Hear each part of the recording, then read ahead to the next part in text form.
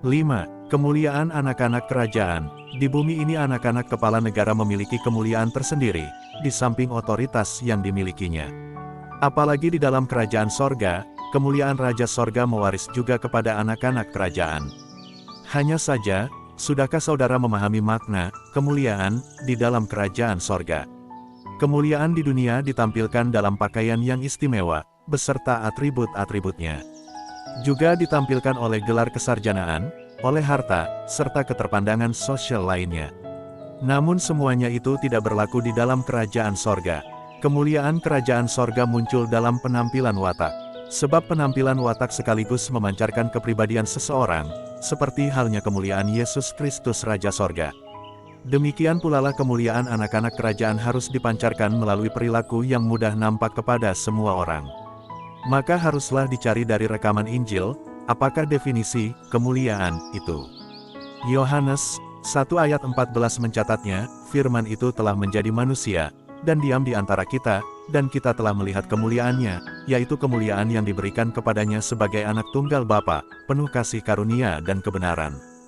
Kemuliaan Kristus adalah kepenuhan akan kasih karunia dan kebenaran.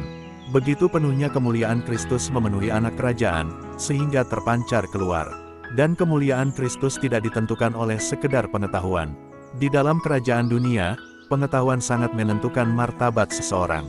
Semakin tinggi pengetahuan seseorang, semakin mulailah dia dipandang di dunia ini. Tetapi di dalam kerajaan sorga, watak dan tindakanlah yang paling menentukan. Yakni pancaran kasih karunia dan kebenaran Kristus. Kemuliaan Kristus, kepenuhan kasih karunia dan kebenaran. Dan kepenuhan itu akan memancarkan kasih karunia dan kebenaran, yang menaklukkan orang-orang yang terkena pancarannya. Gambaran sederhana, sedikit pancaran kemuliaan sorgawi melalui para malaikat di padang Efrata, sudah cukup untuk membuat para gembala ketakutan setengah mati. Demikian juga perjumpaan tokoh-tokoh Bible dengan malaikat-malaikat sorga, yang memancarkan kemuliaan sorgawi, selalu membuat manusia tersungkur tidak tahan. Maka sesungguhnya kuasa untuk penginjilan yang paling hakiki adalah, pancarkanlah kasih karunia dan kebenaran Kristus, maka saudara akan memenangkan banyak orang, yang ditaklukkan oleh kemuliaan sorgawi itu. Dan tahukah saudara akibatnya di sorga, jika ada seseorang yang menaklukkan diri kepada Raja Sorga, atau bertobat? Bacalah Lukas 15 ayat 7 dan 10. 7. Aku berkata kepadamu, demikian juga akan ada sukacita di sorga karena satu orang berdosa yang bertobat, lebih daripada sukacita karena 99 orang benar yang tidak memerlukan pertobatan. 10. Aku berkata kepadamu, demikian juga akan ada sukacita pada malaikat-malaikat Tuhan karena satu orang berdosa yang bertobat. Pada waktu seseorang di bumi dituntun kepada Raja Yesus ini pertobatan, dalam wawasan kerajaan, maka malaikat Tuhan akan bersukacita, dan tentu saja sebagian penghargaan jatuh kepada hamba Raja yang sudah menuntun petobat itu. Itulah kemuliaan di dalam kerajaan sorga, bukannya kemuliaan karena pengetahuan atau karena jabatan duniawi. Maka bagi warga kerajaan sorga, amanat Raja Sorga pada Matius 28 ayat 19-20 tidak lagi dipandang sebagai suatu tugas berat, melainkan kesempatan untuk memancarkan kemuliaan Kristus, suatu kegiatan yang menyukakan hati. Bacalah 19. Karena itu pergilah, jadikanlah semua bangsa muridku dan baptislah mereka dalam nama Bapa dan Anak dan Roh Kudus. 20. Dan ajarlah mereka melakukan segala sesuatu yang telah kuperintahkan kepadamu. Dan ketahuilah, aku menyertai kamu senantiasa sampai kepada akhir zaman. Untuk menjadikan seseorang murid Yesus, pembimbing harus memiliki kemuliaan Kristus, yakni pancaran kasih karunia dan kebenarannya.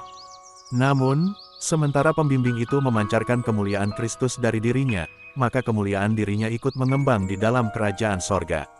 Maka keseluruhan pekerjaan itu tidak dianggap beban lagi, melainkan sukacita. Demikianlah wawasan anak-anak kerajaan tentang amanat Raja. Mulialah Raja Yesus. Bagaimana halnya dengan umat agamawi? Di tengah gereja dan umat agamawi umumnya, kemuliaan seseorang ditentukan oleh pengetahuan kesarjanaan teologia, atau jabatan gerejawi saja, majelis, penatua, guru jemaat, pendeta atau gembala sidang. Bahkan tingkatan sosial pun, menteri, jenderal, kekayaan ikut dongkrak kemuliaan seseorang di tengah gereja. Dan yang paling menyedihkan, berbagai keunggulan itu harus dimanfaatkan bagi kepentingan gereja saja, semuanya, terbatas untuk melayani sidang jemaat itu saja.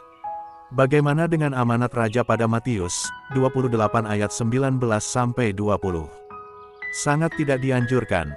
Jika ada anggota jemaat melakukan amanat itu di luar ketentuan gerejanya, biasanya dia dihambat.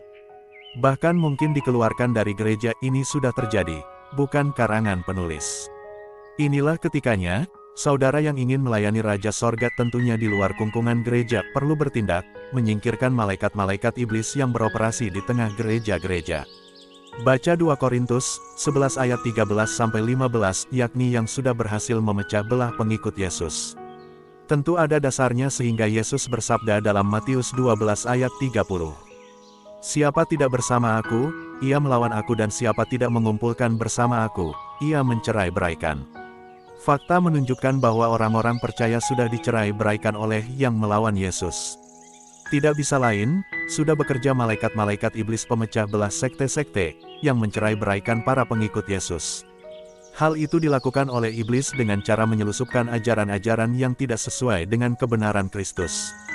Hasilnya adalah, ratusan macam teologi yang, selama ribuan tahun berkembang di tengah kekristenan. Bayangkan, saudaraku, jika misalnya ada 10 macam ajaran, lalu yang 10 itu saling tidak sesuai, tentu paling banyak hanya satu yang benar-benar sesuai dengan ajaran Yesus, sementara yang 9 lainnya mengandung kekeliruan. Bahkan mungkin yang 10 itu, semuanya, mengidap penyimpangan dari pikiran Kristus. Bertindaklah saudaraku, masukilah kerajaan sorga lebih dalam lagi, maka saudara dapat bergaul langsung dengan Raja Sorga, ikut dalam kemuliaannya, memperluas kerajaan sorga, dengan cara melaksanakan amanat raja itu. Matius 28 ayat 19-20 tidak dikungkung oleh peraturan-peraturan yang ditegakkan oleh manusia. Masih satu sisi lagi dari kemuliaan anak-anak kerajaan patut disampaikan. Anak kerajaan sorga berhak hadir di hadapan mahkamah sorgawi, di hadapan hakim, sekaligus Raja Sorga. Wajar sekali, anak raja berhak menghadap raja dan menghadiri persidangan raja, bukan? Apa tujuan kehadiran anak raja? Pertimbangkanlah, bahwa iblis beroleh fasilitas untuk menghadap mahkamah sorgawi, untuk mendakwa manusia yang iblis ingin gocoh. Kitab Ayub, pasal 1 dan -2 mencatat jelas hal itu. Juga Matius 5 ayat 23-26, dan lebih tegasnya. Wahyu 12 ayat 10 mencatat, dan aku mendengar suara yang nyaring di sorga berkata, sekarang telah tiba keselamatan dan kuasa dan pemerintahan Tuhan kita, dan kekuasaan Dia yang diurapinya, karena telah dilemparkan ke bawah pendakwa saudara-saudara kita, yang mendakwa mereka siang dan malam di hadapan Tuhan kita. Iblis, pemberontak dari sorga, beroleh fasilitas untuk mendakwa saudara-saudara kita, yakni saudara-saudaranya suara yang dari sorga itu. Sewajarnya lah anak-anak kerajaan beroleh fasilitas yang serupa. Bahwa iblis hadir untuk mendakwa para pengikut Yesus, tentu anak-anak kerajaan berhak hadir untuk membela saudara-saudara mereka, umat yang terancam gocohan iblis itu. Sebab kebanyakan umat tidak mengerti urusan iblis, jangankan urusan mahkamah kerajaan sorga.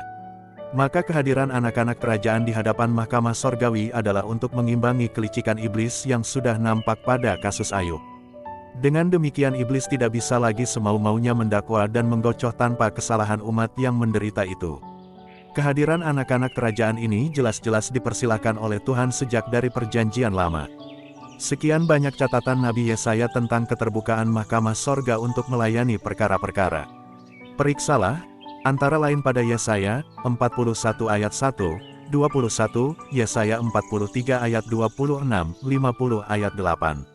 Sudahkah saudara memanfaatkan fasilitas ini? Selayaknya lah anak-anak kerajaan memiliki keberanian untuk berperkara di hadapan Yang Maha Tinggi, juga untuk maksud sekedar memohon pertolongan, langsung pada takhta kasih karunia, kesempatan selalu terbuka. Bacalah Ibrani 4 ayat 14-16 dan Ibrani 10 ayat 19-22. Rasanya tidak perlu dikupas lagi. Keduanya menginsafkan anak-anak kerajaan untuk tidak perlu ragu menghadap takhta kasih karunia yang terbuka di sepanjang waktu. Oh, betapa sedihnya melihat umat Kristiani yang tidak menampak kebenaran Injil Kerajaan Sorga ini, sehingga, seperti Ayub, mereka terpaku selaku pelengkap penderita saja, didakwa dan digocoh sesuka hati iblis tanpa menyadari penyebab pergumulan dan musibah yang mereka derita. Ayub mengalami yang serupa, sebab Ayub tidak mengerti akan kehadiran iblis. Nyata dari perbincangan Ayub bersama sahabat-sahabatnya, pasal 3 sampai dengan -41, mereka sama sekali tidak menyinggung iblis. Berbeda dari Ayub dan umat Kristiani lainnya, maka anak-anak kerajaan tidak menjadi sekedar pelengkap penderita di dalam kehidupan mereka, tetapi menjadi pelengkap pelaku. Inilah kemuliaan anak-anak kerajaan. Sudahkah saudara menikmatinya? Nah, jika saudaraku ingin beroleh kemajuan di dalam kerajaan sorga, dan memanfaatkan semua fasilitas kerajaan sorga, silahkan saudara memanjatkan doa berikut ini. Ya Yesus, Raja sorga, Rajaku, saya mau masuk semakin dalam ke dalam kerajaan-Mu, bahkan ke dalam kemuliaan-Mu, agar dimampukan untuk memancarkan kasih karunia dan kebenaran, seraya memperluas kerajaan sorga di muka bumi ini. Saya mau manfaatkan otoritas sorgawi untuk membebaskan diri dari kungkungan malaikat-malaikat iblis. Demi nama Yesus Kristus, kalian malaikat iblis pemecah belah umat, yang beroperasi di tengah jemaat-jemaat harus menyingkir dari kehidupanku. Juga malaikat iblis penyesat teologi aku nyahkan, bersama dengan semua ajarannya yang tidak sesuai dengan kebenaran Kristus. Saya membuka hati, mengundang agar roh Yesus tetap berkarya di dalam hatiku, memurnikan pemahaman saya tentang kerajaan sorga, dan memampukan saya menuntun jiwa-jiwa baru ke dalam kerajaan sorga. Hari lepas hari, ya Rajaku, tunjukkanlah pelayanan apa yang harus saya lakukan untuk memuliakan Dikau, juga untuk perluasan kerajaan sorga di muka bumi ini. Terima kasih, ya Yesus Kristus untuk kesempatan melayani Dikau, terima kasih untuk pembebasan diriku dari segala macam aturan yang dirumuskan oleh manusia, terlepas dari kungkungan yang menghambat kemajuan kerajaan sorga. Ya Yesus, Rajaku, berilah juga saya keberanian untuk memanfaatkan fasilitas mahkamah kerajaan sorga yang sudah Engkau persiapkan. Kiranya roh Yesus membimbing saya di dalam berbagai kesempatan untuk membela saudara-saudaraku yang siang malam didakwa oleh iblis. Di dalam nama Yesus Kristus, yang Maha Ajaib, saya sudah berdoa, amin. 6. Penutup ringkasan. Saudara yang terkasih, perlu rasanya direkam ringkasan dari 5 fasilitas kerajaan sorga yang dapat saudara manfaatkan, agar tetap diingat, sehingga mudahlah roh Yesus mengingatkan saudara untuk memanfaatkannya dari waktu ke waktu. 1. Amnesti dan pengampunan yang berkelanjutan.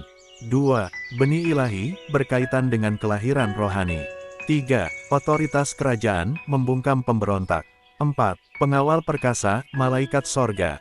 5. Kemuliaan anak kerajaan, termasuk kelayakan untuk menghadiri mahkamah sorgawi. Dengan memanfaatkan seluruh fasilitas kerajaan ini, maka perluasan kerajaan sorga dapat diperluas dalam bentuk yang dibahas pada lampiran 4. Lampiran 1, menumbuh kembangkan benih ilahi. Setelah diajar melalui firman, maka jelaslah bagi kita bahwa manusia mengenal 2 macam benih, benih insani dan benih ilahi. Benih insani diberikan oleh suami terhadap istri, lalu di dalam diri istri, benih insani itu ditumbuh kembangkan selama kira-kira 9 bulan untuk kemudian lahir sebagai bayi, manusia baru. Proses insani terhadap bayi-bayi manusia ini menjadi kiasan yang bagus untuk proses rohani yang disebutkan oleh Yesus sebagai kelahiran rohani. Sesungguhnya benih ilahi juga harus ditumbuh kembangkan di dalam diri setiap orang yang telah menerimanya, sehingga berkembang menuju kedewasaan rohani yang dikehendaki oleh Raja Sorga. Bagaimana berlangsungnya proses pertumbuhan benih ilahi itu? Lagi-lagi gambaran dari alam fisik memberi petunjuk. 1. Benih insani harus bertumbuh di dalam kebersihan medis yang tidak dapat ditawar-tawar. Janin yang terkena selusupan bakteri, mungkin mengalami kekacauan pertumbuhan, bahkan mungkin berakibat keguguran. Demikian pula halnya dengan benih ilahi, harus bertumbuh di dalam kesucian hidup yang tidak dapat ditawar-tawar. Jika ada roh jahat, atau kuasa iblis merasuki benih ilahi, maka pertumbuhan benih ilahi itu akan terhambat, bahkan mungkin gugur. Maka setiap orang percaya, atau orang bertobat, atau orang yang sudah memiliki benih ilahi, tentu akan hidup di dalam kesalehan mutlak. Perlu pula diingatkan di sini, jangan anggap remeh pernyataan, satu roh jahat merecoki pertumbuhan rohani saudara. Ingatlah pengajaran Yesus, satu roh jahat akan mengajak 7 roh lain yang lebih jahat daripadanya, seperti di dalam Matius 12 ayat 43-45. Maka sekian banyak roh jahat itu mungkin mengugurkan benih ilahi yang sudah hadir dalam diri saudara. 2. Setiap pertumbuhan pasti menuntut makanan. Tanpa makanan, maka pertumbuhan akan terhenti, bahkan mengalami kemunduran. Jadi, Apa gerangan makanan rohani bagi anak-anak kerajaan? Yesus selalu mengajar perkara-perkara yang misterius. Maka istilah, makanan rohani, harus dipahami sesuai yang dianut oleh Yesus anak manusia pula. Bacalah Yohanes 4 ayat 34. Kata Yesus kepada mereka, makananku ialah melakukan kehendak Dia yang mengutus aku dan menyelesaikan pekerjaannya. Yang diutus oleh Tuhan harus beroleh makanan rohani, yakni pekerjaan yang harus diselesaikannya.